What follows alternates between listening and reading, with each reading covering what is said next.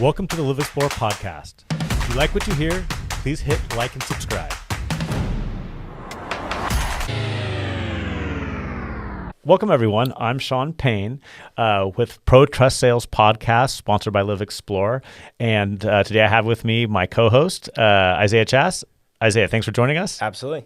And we have a really cool podcast today. We have Amiee Kushner, who's a private fiduciary with Blue Pine Fiduciary. So thank you very much for joining us today, Amiee.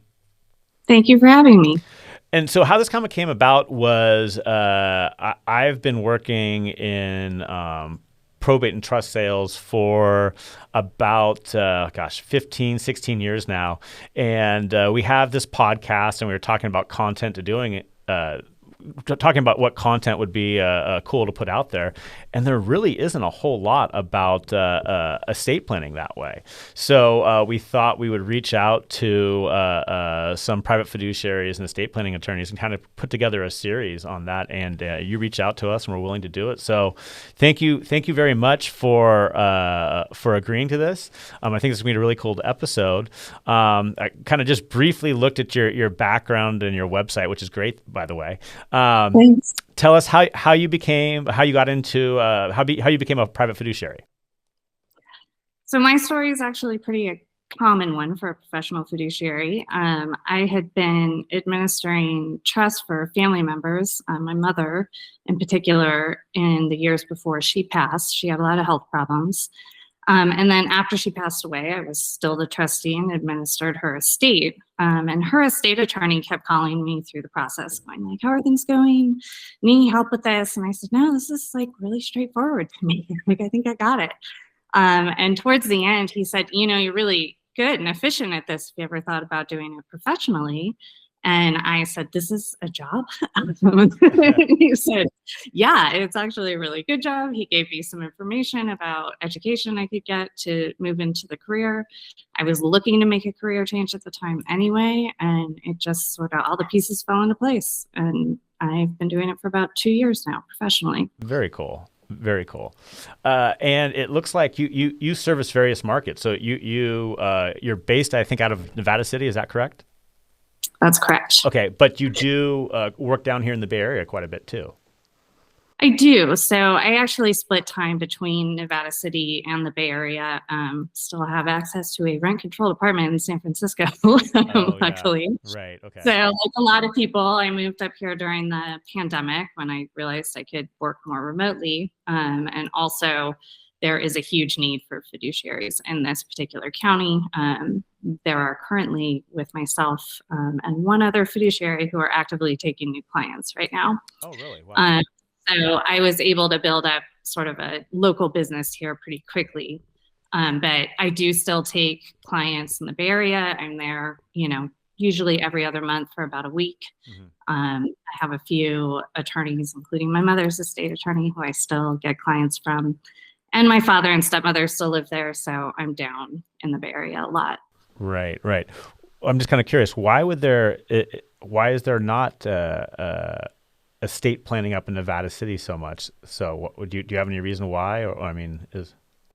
It's actually fiduciaries in particular. There's plenty of estate attorneys. Okay. Yeah, there's a healthy population of estate attorneys, but fiduciaries. What's happening is the license itself sort of came into being from the state of California about 20 years ago, and that first crop of fiduciaries is retiring. And so there are a few more licensed people in the county, but they have stopped taking new clients because they're heading towards retirement. You know what? That makes a lot of sense. I've seen that same thing here with fiduciaries and estate planning attorneys. It seems like that's a field that needs some young blood coming into it that way. Very interesting.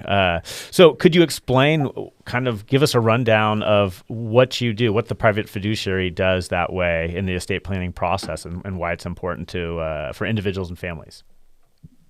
So we are licensed to serve basically as trustees of a trust, agents under power of attorney, agents under an advanced healthcare directive. We can serve as conservators of the person or the estate. Basically, we step into these roles that often family members take on when they're is no family member available to do that, or isn't able to, or is too far away. Me personally, I do the financial side. We split it into the estate and the person. So fiduciaries tend to specialize in one area or the other, where they will take the advanced healthcare directives, which I don't do, because that's involving making medical decisions and all sorts of stuff that's outside of my area of expertise. I see. Very interesting. So, in some cases, could someone have multiple fiduciaries to make sure that they cover each area that way? They do. Okay. In fact, we have no one in Nevada County who does the advanced healthcare directives. And so I work with a woman who's in Sacramento County. So when I have clients come in who I'm doing the financial side, I will refer them to her, and she will do the advanced healthcare directives. Very interesting. How does the role of a private fiduciary in estate planning differ from that of, say, an executor or a trustee?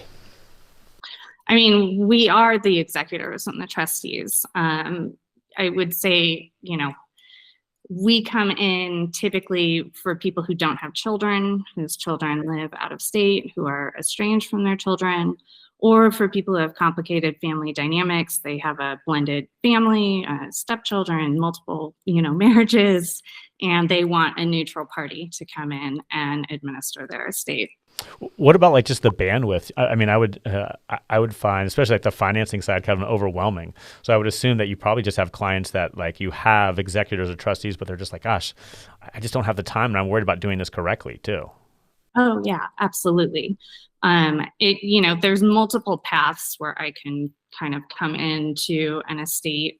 I can be written into an estate plan as the successor trustee ahead of time. And that's typically frequent when people, are aware they don't have someone necessarily to do this for them.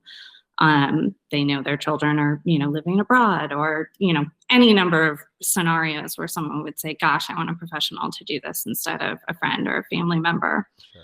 I can also come in if someone's had a crisis. Sometimes clients, they get diagnosed with dementia, or they have symptoms coming up and something has happened. They've forgotten to pay their property taxes. Their financial institution has said, hey, we're worried about your ability to keep doing this. And they might hire me to step in and manage their financial life, essentially. Certainly.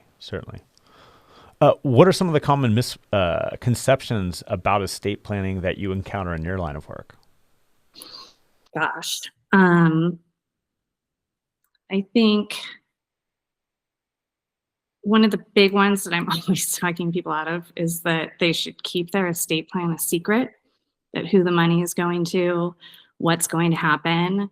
And I have had to convince people, it's like, no, talk to your children, talk to your beneficiaries, especially if there's something surprising that's going to happen. If, you have a blended marriage and there's going to be unequal distribution, you need to talk to your kids about that and say hey, we decided this would be the most fair because, your dad came into the marriage with a lot more money, or whatever those reasons are. You don't want people to be surprised. That's when people start suing, when they are shocked by what they find out after you've died. Right. Yes. I haven't run into that, but I could see that being fairly common because it's a tough conversation to have. It is. And then I also think people often think they're only planning for their death. I have to remind people that, you're planning for your potential incapacity as well. I think it's 1 in 10 people over 65 have dementia. By the time you reach 85, it's a third of people have dementia. You're planning for your eventual ability to not be able to take care of these things on your own. And when I say that to people, they're writing me in as successor trustee. I said, think through what would need to happen for you to step down as trustee and say, okay, Amiee, you take this. I can't do this anymore. Think about that ahead of time, because the last thing you want is for something catastrophic to happen before you decide to do that. Sure. No, that makes quite a bit of sense. Can you go into a little bit more detail? How do you help clients navigate those challenges that way? It's a lot of working with estate planning attorneys. Like I'm always, in any case I have, I'm working with an estate planning attorney. I often find they're very good at convincing their clients when it's time to step down. Sometimes I'm having conversations with people and I'm like, oh, they're kind of bordering on having legal capacity anymore. Talk to the, estate attorneys, get in there, try and figure out what's really going on. Is it time to step down now? Should I, wait? What do we want to do in this scenario? Sure. That makes sense. If for someone that's not super familiar with this process, what are the different types of, different legal instruments that you work with or are involved with in estate planning, whether that be wills, trusts, power of attorney? You mentioned some of those previously, but for someone that isn't familiar with this process, what is involved with that? Yeah, fiduciaries in general can work with all of those instruments. I think, and we can even work in cases where there is no estate planning in intestate probate. But then there are what we do in reality. So for example, like I don't take conservatorships unless I'm also the trustee of the estate. Powers of attorney are becoming almost useless. Banks just don't want to take them anymore. What we keep running into this issue where someone signs a power of attorney because they're like bed bound in a hospital. You go to the bank with it and they go, oh, we can't do it unless the client comes in. Right. Going, oh, we're kind of in a pickle here. Right. So those are becoming really difficult to do as standalone instruments. Like you really need a trust to go along with those. Interesting. I actually ran into that situation not too long ago where the title company was having a difficult time getting around the power of attorney. The seller had power of attorney over with the mother, who was not able to present herself anywhere that they needed her signature, obviously. And there was quite a few hurdles that we ran into in order to get that approved by the title company. And that's like, I'm constantly telling anyone, whenever my friends buy a house, I'm like, do you have a trust? Get a trust. Trusts just make the process so much smoother. And you don't want to be running into this, like, we can't sell the house because we don't have the proper instruments set up and mom is in the hospital or mom is in memory care. And now we're jumping through hoops, paying an attorney to deal with this when it could have been solved for, $1,500 when you bought the house. Right.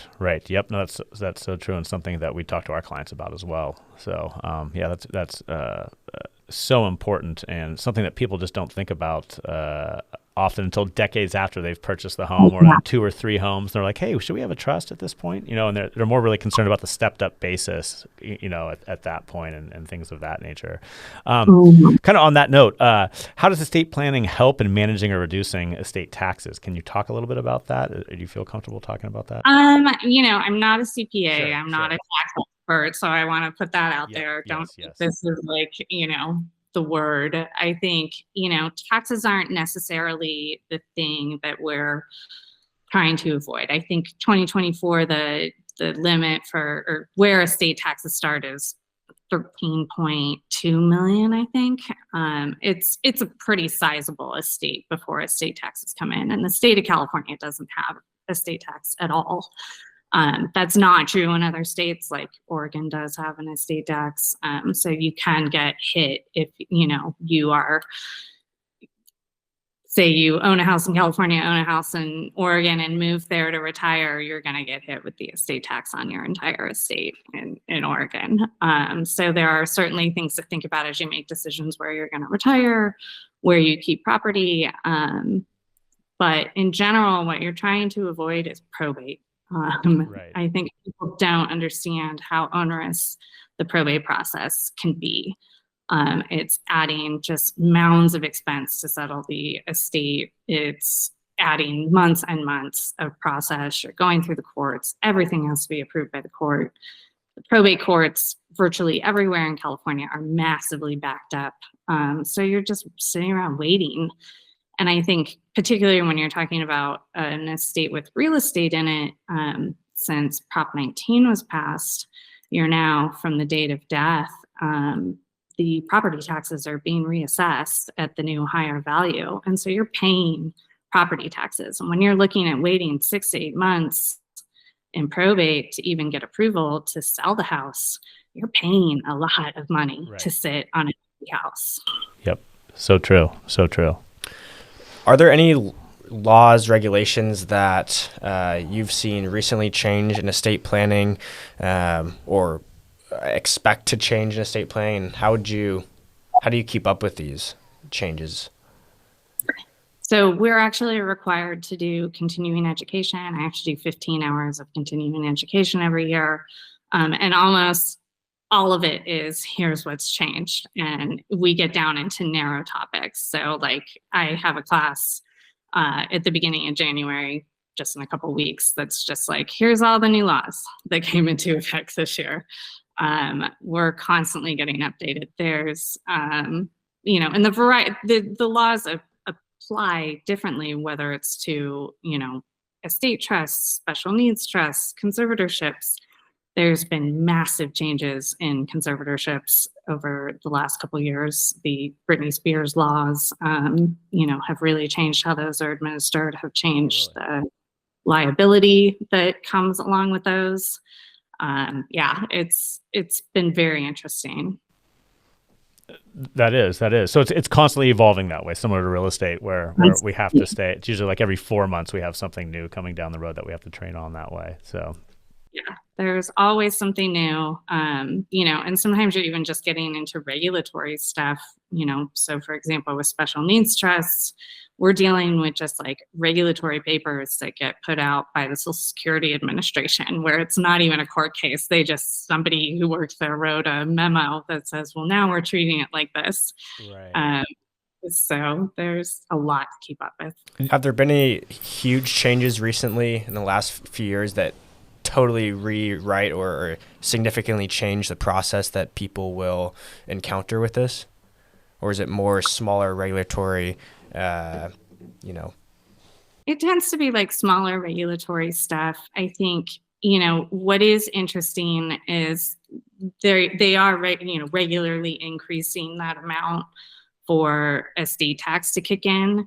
So sometimes like we're administering a lifetime trust that was created to avoid estate tax, 10 years ago, which is an amount of money now that would never be hit with the estate tax. And so it feels like it's like, oh my God, why am I administering this lifetime trust for this small amount of money? Right.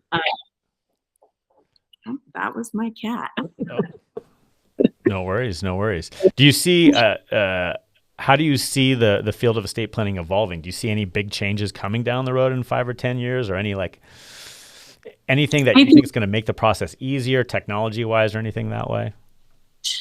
Gosh, I think there's two big things happening. We've got, the largest transfer of wealth that has ever occurred in history about to start with the baby boomers dying. I think the estimates are somewhere between $70 trillion and $140 trillion worth of wealth.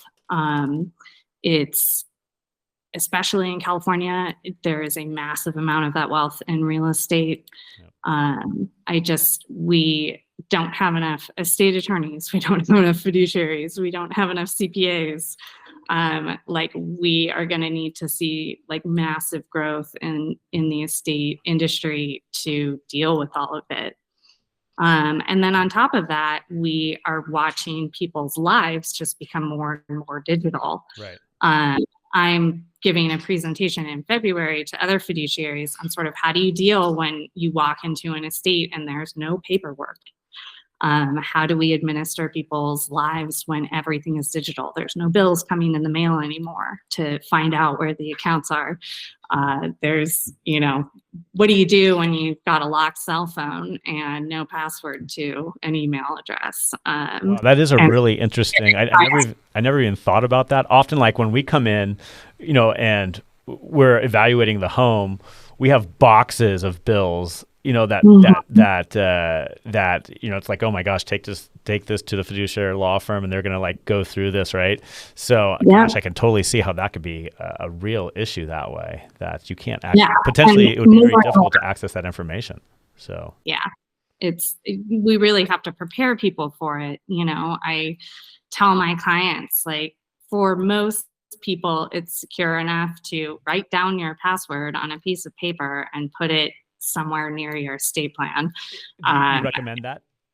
Yeah, That's just your email. yeah, that's a great piece of advice. Yeah. Yeah. And if you're not comfortable doing that, then you need to find a person who you are comfortable providing that to, whether that's one of your kids or your best friend, but someone who can walk into your executor and say, here's the password to the phone and the email address. Right. Very interesting. Yeah. On that note, what would be I'm sure there's tons of pieces of advice that you'd recommend, but what are a couple pieces of advice that you'd recommend to someone that's just starting the process, just starting to think about estate planning? It might be a couple years, could be 10 years off, but something that you'd recommend that they get ahead on. I mean, I think the minute you have any sort of significant assets, you bought a house, your next step should be finding an estate attorney. And, a good one is going to have a nice intake process that helps you think about what you need to do, who you need to talk to, the process of thinking, what do I want to happen to my things and, my wealth after I pass. Getting that started, they tend to not let you linger on that too long. They will be like, come on, we got to get on this. Let's talk about it. Let's do it. But really starting that process. And I think, particularly for younger people, they have a very hard time conceptualizing like, oh, I'm going to die someday. I'm 35 years old. But in particular, if you have children, you have house, like, you have to do this. This is not an optional piece of, being an adult. You have to have an estate plan. Right. Oh, very good. Very good. Amiee, is there any other topics that we haven't, or questions that we haven't asked that you'd like to talk about that you feel is important to the private fiduciary industry? Gosh, I don't know. I do think a lot of people would benefit from a private fiduciary who aren't considering it. I think people don't understand how much time the process of settling an estate can take. And they think, oh, I want my child to do it, or I want, my best friend to do it. And it's a massive job. Like, this is what I do full time for my job. Right. An uncomplicated estate is, 50 to 60 hours of work easily. When you know what you're doing. And that's when you know the right form to use and what time to go to the DMV to not stand in line, and all of those things. Like, I know the little tricks. I know the number to call at PG&E to get the right person. And the average person settling a state has no idea. And you use the wrong form at the DMV, it's going to add another couple hours to that process. I think people don't understand the, order in which you kind of want to do things to make it efficient. You don't want to sit on a house for a long time. It's, so you want to get in and start clearing out that house and getting an estate sale going as soon as possible, so you can get that house on the market if your plan is to sell it. So you're not paying taxes and mortgages and utility bills and all of those things that, are eating into the bulk of an estate. And also, you're asking typically someone who's grieving you to undertake this massive bureaucratic task at the same time. It's a lot to ask of someone. And I think until you've actually done it, people don't realize. I get a lot of my clients after they've settled their parents' estate, and they go, I don't want to do that to my kids. Right. Oh, that's good. That's good. So they go ahead and start creating a trust. On that note, for our responsible listeners that are hearing this, what's the best way to get in touch with you and Blue Ridge Fiduciary that way, if they have some questions about this? If you go to my website, it's bluepinefiduciary.com. I have a contact page. You can email me. You can fill out a little submission form. But I'm on email all the time. It's very easy for me to go back and forth if you have questions. But also, if you're, looking for a fiduciary in another area, PFAC, which is the Professional Fiduciary Association of California, maintains a list of fiduciaries throughout the state and where they practice, so you can filter based on what you're looking for, whether it's, a trust or a will or a power of attorney, and the area that you want the fiduciary to be working in, and you can sort through. And then the state of California licenses us. They keep track of any complaints. You can go to the Professional Fiduciary Bureau's website and look up any licensed fiduciary and see, have there been complaints against this person? Is their license in good standing? So it's, we're definitely involved in very sensitive areas of people's lives. So it's important to do your due diligence to make sure you're getting someone trustworthy. Well, Amiee, from our experience, you've been very on top of everything, and just from a response standpoint, always extremely responsive, like you said, via email, even during the holidays. So if anyone has any questions, I would certainly recommend that they reach out and ask away all the questions they have with you. Yeah, I would say that's something nice.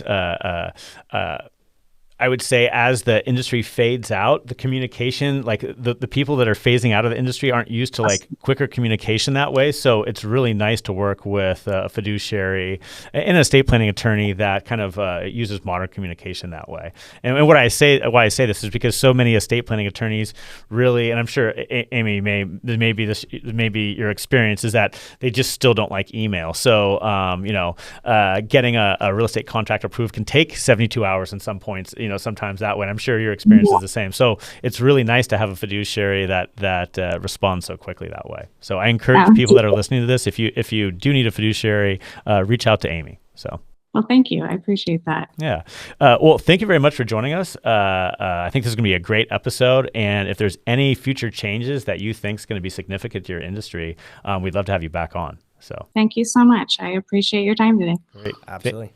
All right. Thank you everyone for listening. If you like this content, please hit like and subscribe so you can see future content. See you later, guys. See you next time. Welcome to the Live Explore podcast. If you like what you hear, please hit like and subscribe.